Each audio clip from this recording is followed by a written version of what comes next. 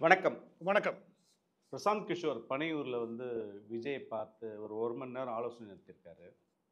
உச்ச நடிகரா இருந்த அப்படின்னு சொன்னாரு. உச்சத்தை விட்டுட்டு வந்தேன்னு சொன்னாரு. அப்புறம் தன்னுடைய தாவேக்கால 2 கோடி உறுப்பினர் சொன்னாங்க. இன்னொன்னு நான் சொன்னேன், வீட்டுக்கு வீடு ஒரு ஓட்டு இருக்கு, ஒரு ரசிகர் இருக்குன்னு சொன்னாங்க. இப்ப அவரை கூப்பிட்டு எதுக்கு பேசிட்டு இருக்காங்க? அவரை நேத்து மட்டும் இல்ல, இன்னைக்கும் சந்திக்கிறாங்க. இன்னைக்கு 3 மணி நேரம், நேத்து 2 மணி நேரம் சந்திச்சிருக்காங்க. இந்த சந்திப்புகள்ல என்ன பேசப்பட்டது அப்படின்னு லீக் ஆகுது. எங்கேயா லீக் ஆகுமா? 2 பேர் பேசிக்கிட்டு இருக்கோம். கேமரா போட்டு பேசினா லீக் ஆகலாம். இல்லாட்டி ஏதோ ஆடியோ ஏதோ வச்சிருந்தாலும் லீக் ஆகலாம். வெளியே லீக் ஆகுதுன்னு சொல்லிட்டு செய்தி நிறுவனம் சில செய்தி போடுதுல, அதெல்லாம் லீக் ஆகுறது கிடையாது. லீக் ஆக்குறாங்க.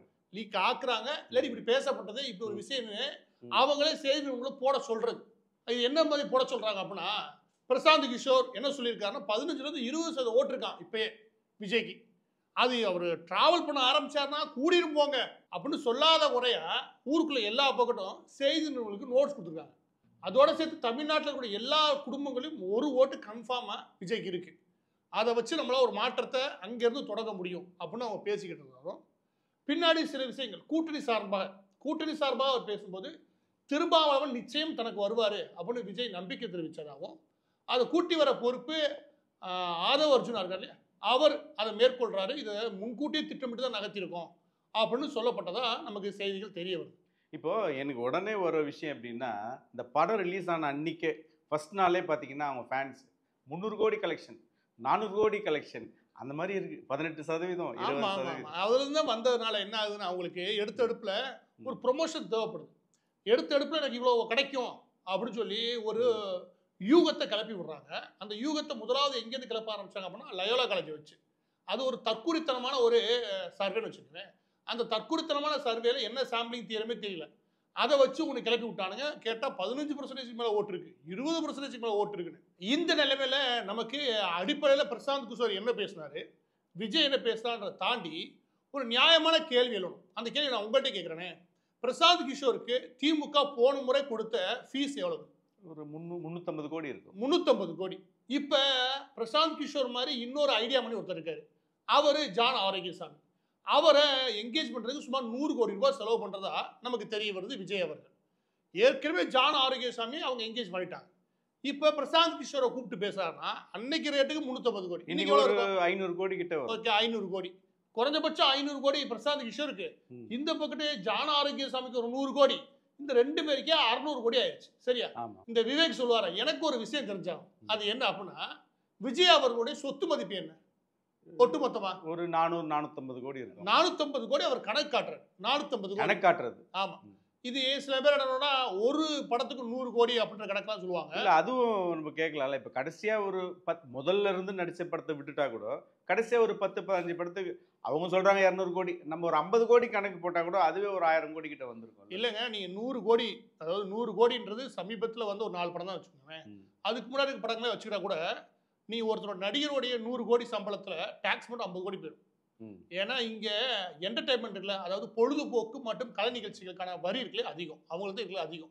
அவங்க ஈஸியா மக்கள்கிட்ட இருந்து பணத்தை பிடிக்கிற முடியுன்றதுனால எல்லா ஊர்லயுமே டாக்ஸ் அதிகமாக தான் இருக்கும் அவங்களுக்கு. எனவே அவரோட சம்பளம் அவ்வளோவா இருந்துச்சுன்னா அதில் பாதி கவர்மெண்ட்டுக்கு போயிடும். எப்படி பார்த்தாலும் நீங்க அவருடைய அதிகபட்ச சொத்து மதிப்பு 600 கோடி இருக்கும். அவ்வளவுதான்.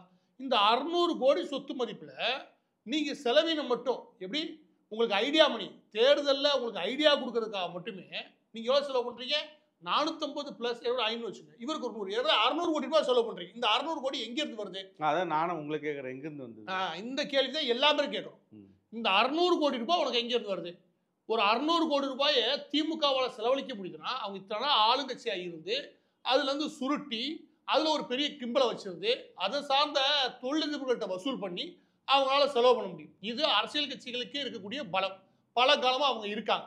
அதே தான் அதிமுகவுக்கும், அதே தான் பாஜகவுக்கும், அதே தான் காங்கிரஸுக்கும்.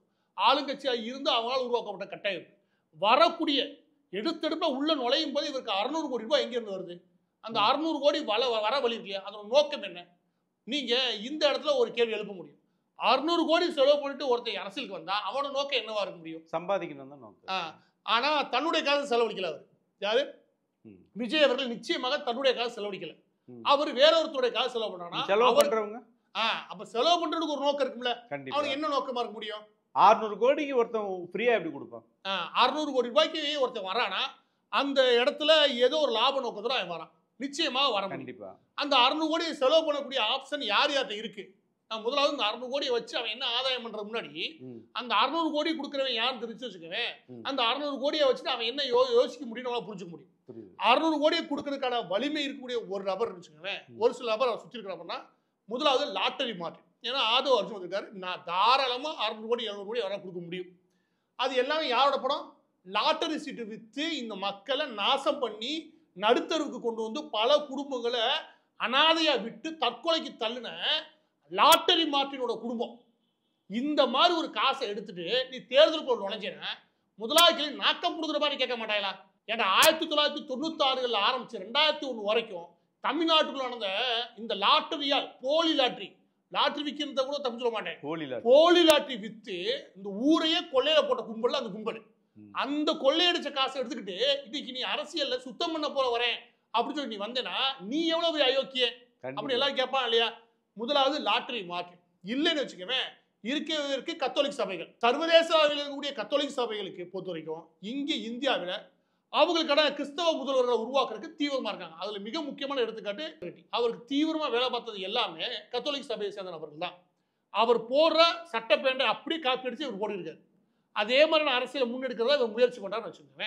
இந்த நிலைமையில அவங்க செலவழிக்க முடியும். அவங்க 600 கோடி செலவு பண்ணாங்க, அவங்களோட நோக்கம் என்னவா இருக்கும்? மதம் மாற்றணும். இங்கே கத்தோலிக் சபை சார்ந்த ஒரு தீவிரமான மதம் மாற்றுதல், இல்லாட்டி மதம் சார்ந்த பிரச்சாரங்கள், இல்லாட்டி ஒரு பெரிய மாற்றத்தை தனிச்சு பிரிச்சு, அதாவது இந்துன்ற அமைப்புல தனிச்சு பிரிச்சு ஒரு மத மாற்றத்துக்கான தீவிரமான வேலையில் ஈடுபடக்கூடிய லயோலா காலேஜோடைய அந்த இன்டென்ஷன் தான் இருக்க முடியும். கடா அப்ப 600 கோடி செலவு பண்ணிட்டு 2 பேர் இருக்காங்க பக்கத்துல. அந்த 2 பேரோட நோக்கமும் கேவலமானது, அருவருப்பானது, அசிங்கமானது. இதை வச்சுக்கிட்டு நீ அரசியலுக்குள்ள வரேன்னா உனக்கு என்ன நியாயமான மாற்றத்தை இங்க உருவாக்குவ? முதலாவது இதுக்கு அவர் பதில் சொல்லியா. கண்டிப்பா. இப்ப 2வது விஷயம் என்ன அப்படின்னா, இப்ப பிரசாந்த் கிஷோர் வராரு. இப்போ பீகார்ல இடைத்தேர்தல் நடந்தது, 4 தொகுதியில 3 தொகுதியில டெபாசிட்டே காலி ஆயிடுச்சு. அவராலே அவரோட தேர்தலுக்கு வியூகம் வகுக்க முடியல. அவர் இங்க வந்திருக்காரு, எதுக்காக வந்திருப்பாரு? இப்போ பொதுவாக பிரசாந்த் கிஷோர், அதாவது இந்த ஐபேக் நிறுவனம் வந்ததுக்கு அப்புறம் நிறைய பேர் என்ன நினைச்சாங்க அப்படின்னா, இந்த ஐடியா மணிகள் இருக்காங்களே இவங்களோட தலையெடுப்பு அதிகமாகிடுச்சு. பிரசாந்த் கிஷோர் கொடுத்த அந்த லாபம் இருக்கு இல்லையா, அவர் புது விதமான ஐடியா. எல்லாரும் ஸ்டேஜ் போட்டாங்க, ஸ்டேஜ் போட்டு மைக் கட்டினாங்க, தோரணம் கட்டினாங்க, போஸ்ட் அடிச்சாங்க. இவர் என்ன பண்ண, எல்லா வேலையும் நானே பார்க்குறேன்னு சொன்னோமே ஒரு பேக்கேஜாக வராரு இல்லையா, அதனால இவர் எடுத்தான்னு வச்சுக்குவேன். உடனே இவரே எல்லா ஐடியா கொடுக்க ஆரம்பிச்சாருன்னு அடுத்து ஆரம்பிச்சு நானே உங்களுக்கு கேண்டிடேட் செலக்ட் பண்ணுவேன், எந்த இடத்துல என்ன பிரச்சாரம் பண்ணணும், எந்த இடத்துல எந்த ஜனங்களோட எண்ணிக்கை அதிகமாக இருக்குது, எந்த இடத்துல என்ன மாதிரி இஷ்யூ பேசணும், இதெல்லாம் தலையிட ஆரம்பிச்சார். இல்லை பொத்திக்கிட்டு இருப்பா, என்ன மாதிரியான பிரச்சாரங்களை முன்னெடுக்குன்ற அளவில் மட்டும் நீ சொல்லு, கேண்டிடேட் மற்ற விஷயங்கள் நாங்கள் பார்த்துக்கிறோம். திமுகவுக்கு இருக்கிற பலத்துக்கு இந்த ஆள தேவையில்லை. ஆனால் அவங்களுக்கு பொறுத்த வரைக்கும் ஒரு ஆர்கனைசேஷன், அந்த நிகழ்ச்சி மாதிரி ஒரு நடத்தி கொடுக்குறதுக்கு ஒரு ஆள் தேவை. இவ்வளோதான் அவங்க பிரசாந்த் கிஷோரை பார்த்தது. அதுக்கு மேலே போகிற இடங்களில் எப்படி என்கேஜ் பண்ணணும், யாரை பார்க்கணும், எப்படியான வியூகள் வகுக்கணும், அதுக்கு கூடுதலாக ஒருத்தர் தான் நல்லது தானே. ஏன்னா திமுகவுடைய மாவட்ட செயலாளருக்கு தெருவில் அது ஓரத்தில் இருக்கிற வீட்டில் எத்தனை பேர் நம்ம ஓட்டு, எத்தனை பேர் அடுத்த ஓட்டுன்னு தெரியும். அவ்வளோ தீவிரமாக அரசியல் பண்ணக்கூடிய அதிமுக திமுகவுக்கு நீங்கள் பாடம் எடுக்கக்கூடிய அவசியமே கிடையாது. எந்த இடத்துல பிரசாந்த் கிஷோர் தேவைப்படுறாங்கன்னா இந்த ஸ்டேஜ் போட்டு கொஞ்சம் பேசுறது. அதனால ஏதாவது பிரயோஜனம் நடந்துச்சா கேட்டீங்கன்னா கிடையாது. 200 சீட்டுக்கு மேலே வின் பண்ண வேண்டாங்க, 40க்கு 40 அடிச்சுட்டு இங்கே வந்து 170 180 சீட்டை வின் பண்ண முடிஞ்சிச்சு. அப்போ பெரிய பலத்தோட வின் பண்ணல. எதிர்கட்சியாக இருந்த அதிமுக 60க்கு மேற்பட்ட சீட்டை வின் பண்ணுச்சு. அப்படி பார்க்கும்போது ஜெயலலிதா அவர்கள் இல்லாமல் பலவீனமாக இருந்த ஒரு அதிமுகவை இவங்களால அவ்வளோ பெரிய தோல்வியை உருவாக்க முடியல பிரசாந்த் கிஷோர் சேர்ந்ததுக்கு அப்புறமே. முதலாவது இது தமிழ்நாடு. 2வது பீகாரில் அவருக்கு ஒரு கட்சி ஆரம்பிச்சார். 4 தொகுதியில் நின்றாப்புல, 3 தொகுதியில் டெபாசிட் காலி, 1ல் 10% ஓட்டு வாங்கியிருக்காங்க. அங்கே போய் 2 வருஷமா இந்த டூர் போயிருக்காரு, எது நடைபயணம் போயிருக்காரு. இந்த நடைபயணத்தின் வழியாக அவர் கிடைச்சதாக தான் வச்சுக்கோங்க. இந்த அளவையே அப்படியே நம்ம விஜய்க்கு ஒப்பிட முடியாது. ஏன்னா விஜய் அவர்களுடைய அந்த பாப்புலாரிட்டி இருக்கு இல்லையா, அவர் மக்கள்கிட்ட போய் சேர்ந்துருக்காரு. எனவே அது எப்படியான தாக்கத்தில் இருக்குன்றது எந்த மாற்றுக்கிறதும் கிடையாது. விஜயை வச்சு இவர் என்ன கணக்கு போடுவார்னா, எங்கே போகணும், எப்படி நிற்கணும், என்ன பண்ணணும், யார்கிட்ட எப்படி பேசணும், எந்த தொகுதியில் என்ன பேசணும், யார் யாரை வேப்பலா நிறுத்தலுக்கு என்ன அட்வைஸ் தேவை, இது எல்லாத்தையும் கொடுக்குறதுக்கு அவர் காசு வாங்க. இல்லை, இப்போ நீங்கள் திமுக சொல்லும்போது வந்து திமுகவில் மாவட்ட செயலாளர் வந்து மந்திரி வரைக்கும் கிட்டத்தட்ட ஊடுருவி போயிருக்காங்க. அவங்களுக்கு இது தேவைப்படாது, இவரோட இது சும்மா ஒரு ஒப்புக்கு சப்பானே. ஆனால் விஜய்க்கு வந்து அந்த மாதிரி ஒரு கட்டமைப்பே இல்லை. கண்டிப்பாக தேவைப்படும். அதனால தான் அவருக்கு தேவைப்படுது. அந்த கட்டமைப்பே அவர் கிடையாது. இன்னும் சொல்லணும்னா அவருக்கு புரிதலே இருக்குமான்னு தெரியல. ஆமாம், ஏன்னா அவர் எளிய குடும்பத்திலேருந்து வராது, பெரிய வசதியான குடும்பத்திலேருந்து வந்தார், வசதியாக வாழ்ந்தார், வசதியாக போகிறார், சொகுசாகவே பயணமாகிறார். இப்போ தான் களத்துக்குள்ளே போகணும். அப்போ களத்துக்குள்ளே போகும்போது கள அரசியல் இருக்கு இல்லையா, அதை புரிஞ்சுக்கிறது கஷ்டம்.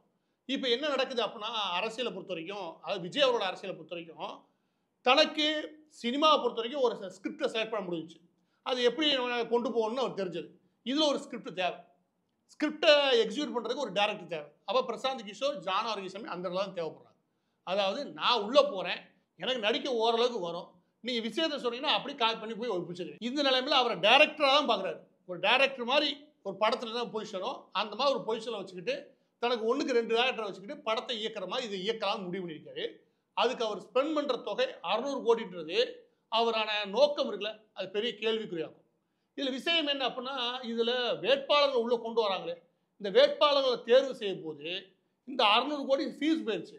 இதுக்கப்புறம் செலவுன்னு ஒன்று இருக்குல்ல, அதாவது ஒவ்வொரு வேட்பாளரும் குறைஞ்சபட்சம் 10 கோடி ரூபாய் செலவு பண்ணால் கூட நீங்கள் எங்கே போய் நிற்கும், 2000 கோடி போய் நிற்கும்.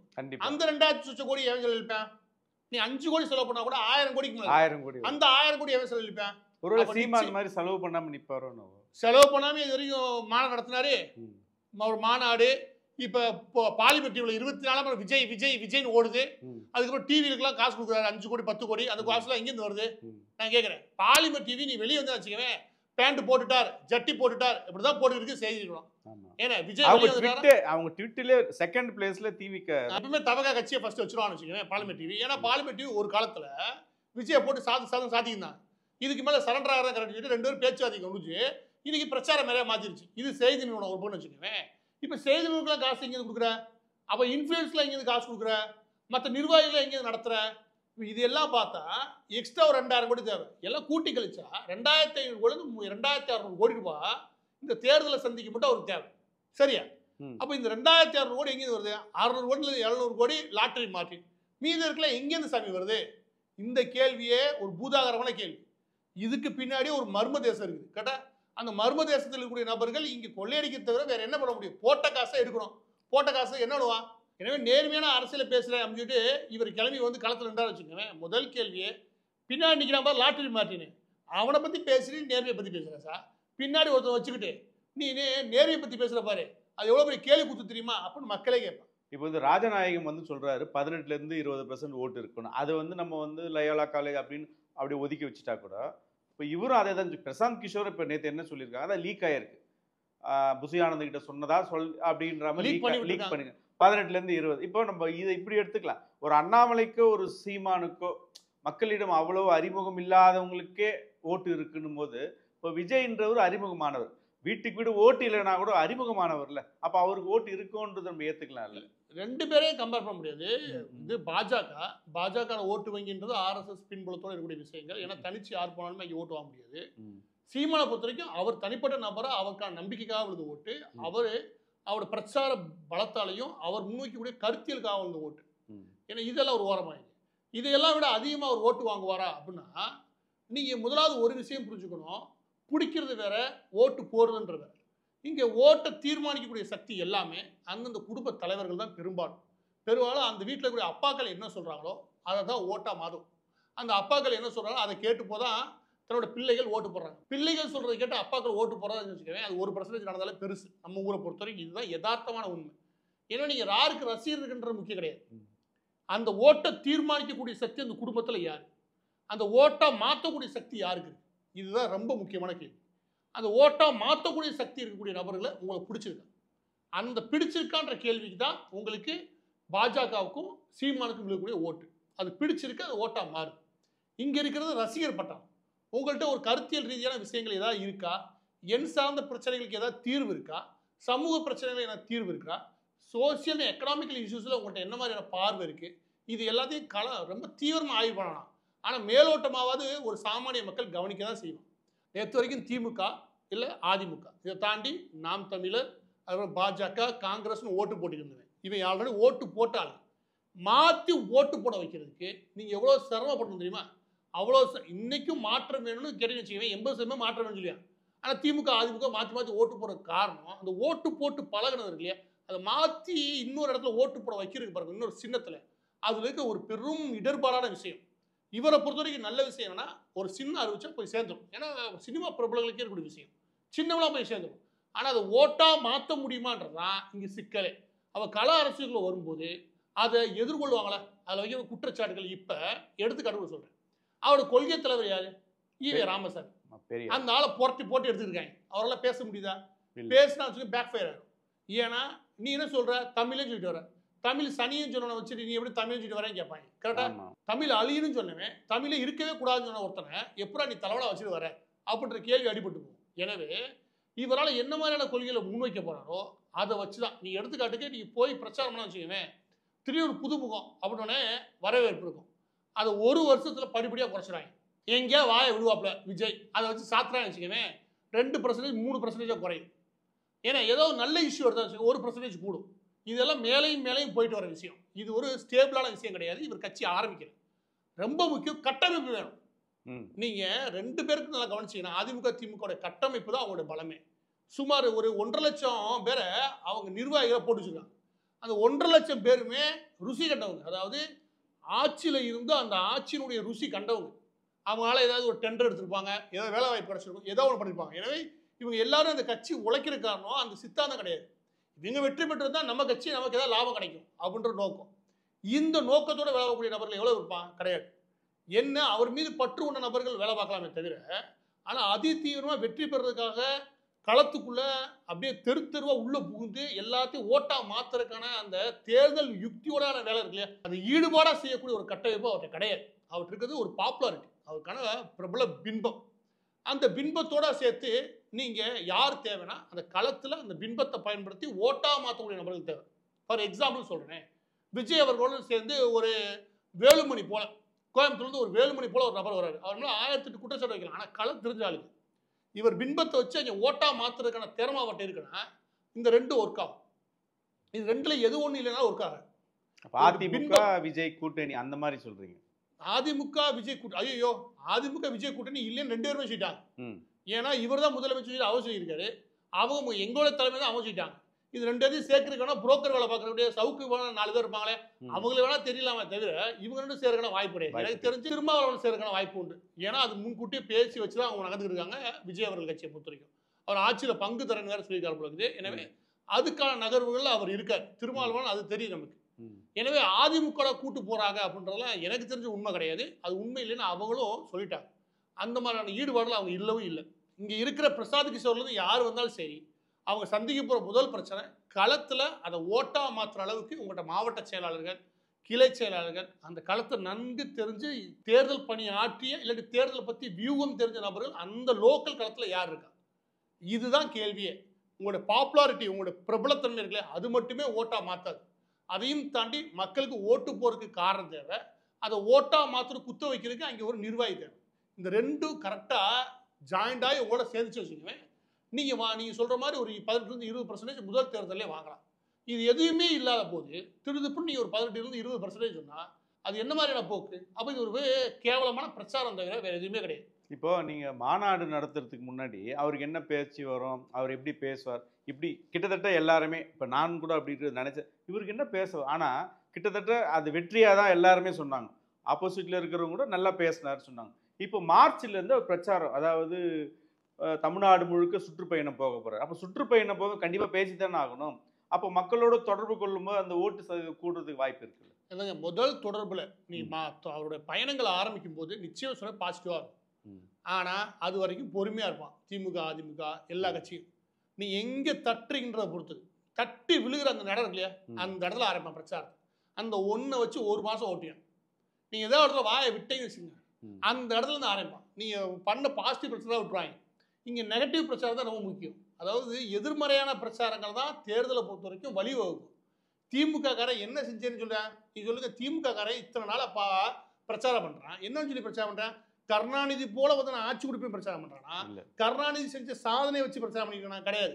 அந்த பாருங்க பாஜக வந்துடும், இதோ பாருங்க மோடி இது பண்ணிட்டாரு. எதிர்மறை பிரச்சாரங்கள் தான் இங்கே எடுபடும். அப்போ எதிர்மறை பிரச்சாரத்தில் நீ பண்ணுறதுக்கு திமுகவுக்கும் அதிமுகவும் சொல்லித்தர தேவை. கைவந்த கலைன்னு வச்சுக்கவேன். அவங்களுக்கு தாங்க செஞ்சது எதுவும் சொல்கிறத விட இவனை எப்படி அடிக்கணும்னு தெரியும். எனவே விஜய் அவர்கள் வந்து அவரும் அதே தான் எடுக்கிறார். திமுகவுக்கு எதிராக அவர் எதிர்மறை பிரச்சாரங்களை மேற்கொள்றான்னு வச்சுக்கோவேன், எடுபடும். ஏன்னா ஆளுங்கட்சிக்கு எதிராக அவர் ஒரு வியூகம் வகிக்கிறார் அப்படின்னா எடுபடும். அப்படி அவர் எதிர்மறை அரசியல் எடுத்தாருன்னா திமுக அடிக்கிறதுக்கு தயாராகும். அது எங்கேருந்து அடிக்க போகுது, எப்படி அடிக்க போகுதுன்னா சுவாரஸ்யமான விஷயம். களத்துக்குள்ள நுழையிற முதல் நாள் தான் நல்லா தான் இருக்கும், அதுக்கப்புறம் இருக்குது. இது சினிமா படத்துக்கு போய் நடிக்கிற கதை இல்லை, களத்துக்குள்ள போறீங்க. எனவே களத்துக்குள்ள போகும்போது 1008 சிக்கலையும் சேர்த்தே சந்திப்பீங்க. அப்ப எல்லாமே நீங்க எழுதி வச்ச மாதிரி வரணும் அவசியம் கிடையாது. நீங்க எழுதி வச்சதை மக்கள் புரிஞ்சுக்கிறதுக்குள்ள அதோட குழப்பம் வரும். நாம ஒன்று பேசுவோம், ஊரில் ஒருத்தர் புரிஞ்சுக்கிட்டேன், நாம ஒன்று பேசுவோம், செய்திக்காரன் ஒருத்தர் வேற ஒன்று வெளியிட்டு இருப்பேன். கேட்டா எனவே விஜய் என்ன பேச போறார், அது எப்படி திருச்சி கட்டலாம்னு ஒவ்வொரு தெரிவாங்க. எனவே அரசுகள் நுழைஞ்சதுமே புலிவாழ பூச்சக்கணும் முடியாது, குரங்கு வாழ தீ பத்திக்கிற கதை தான். அது எங்கெங்கே தவ போடுறத பொறுத்து பத்தி எரி. இப்போ பதிவோடு இறுதியாக என்ன கேட்குறேன்னா, பிரசாந்த் கிஷோரால விஜய்க்கு நன்மை இருக்குமா இருக்காது? நன்மை எப்படி இல்லாமல் இருக்கும்? நிச்சயமாக அவருடைய அனுபவம் ஒன்று இருக்கு இல்லையா. ஏற்கனவே அவர் திமுகவுக்கு வேலை பார்த்துருக்காரு, அது அப்படியே பேக்கை கொண்டு வந்து வித்துடலாம். அவருக்கு இவருக்கு நன்மை இருக்கு, இவருக்கு அவருக்கு நன்மை இருக்கு, அதுல எந்த மாற்று கருத்தும் கிடையாது. நன்மை இருக்கதான் செய்யும், ஆனா அது வெற்றி பெறதுக்கான நன்மையா இருக்காது. அவருக்கு இந்த பயணம் போறாருல, அதுக்கு இலகுவா எப்படி பண்ணா அப்படியே நோகாம போயிட்டு வரலாம், ஒரு வேல்யூ ஆடர் அவளை அப்படிதான் சொல்ல முடியும். அவ்வளவுதான், அவளை பயணத்தை அழகா அமைச்சு கொடுக்கறதுக்கும் அது எப்படி அமைச்சா நல்லா இருக்கும் அப்படின்ற அளவுல மட்டும்தான் இருக்குமே தவிர்த்து அது வெற்றிக்கான வழிவகைகளை முழுமையாக உருவாக்குன்றது போலியான பிரச்சாரம். ஊருக்குள்ள ஏகப்பட்ட பிரச்சாரம் சுத்துறானுங்க, காசு கொடுத்தா நான் உனக்கு என்ன வேணா பண்ணித்தரேன்னு. எனவே அந்த பிசினஸ் நல்லாவே இருக்குது, ஊருக்குள்ள நிறையவே தீராங்க. அவங்களை கூப்பிட்டு வச்சுக்கவே அவங்க நல்லாவே ஐடியா கொடுப்பாங்க. பிரசாந்த் கிஷோரை விட இவர் பிரசாந்த் கிஷோரை கூட்டி வந்து எதுக்குன்னா, மக்கள் மத்தியில பார்த்தீங்களா பிரசாந்த் கிஷோரை இவரை நம்பி வராரு அப்படின்ட்டு ஒரு பின்பம் தனக்கு சேர்ந்து கிடைக்கும்னு விஜய் நம்புறாரு. அதற்காக தான் பிரசாந்த் கிஷோரை கூட்டி வந்திருக்காங்க. இன்னி பாருங்களேன், அவங்க அது பேசுனாங்களாம், இது பேசுனாங்களாம், அவ்வளோ ஓட்டு இருக்காம், இப்படி கிளப்பிட்டு இருப்பாங்க. இது எல்லாமே பாலிமர் டிவிக்கு மட்டும் கொடுக்க வேண்டிய நியூஸ் எல்லா படம் பரவி இருக்காங்க. வேற ஒன்றும் இல்லை. கேட்க மறந்துட்டேன், கடைசியாக ஒரு கேள்வி. தமிழன், அதுவும் பெரியார் பக்தர், அவர் பெரியார் கொள்கையை போட்டுறவர், பீகார் பிராமணன், அவரோட தயவு தேவையா? நீங்கள் அதை அவர்தான் போய் கேட்கணும். பீகார்லேருந்து ஒரு பிராமணரை குட்டி வந்து நீ தமிழ் தேசியம் பேசி இல்லை நான் தமிழன்னு சொல்லி பிரச்சாரம் பண்ணி அதில் பெரியாரா வச்சு நீ பிரச்சாரம் பண்ணி வச்சுக்க, பெரியாரோட சிலைக்கு உயிர் வச்சு வச்சுக்க, அந்த கம்போசிட் அடிக்கிட்டா என்னை வச்சு ஏமாத்தாத அப்படின்னு. மிக்க நன்றி. நன்றி.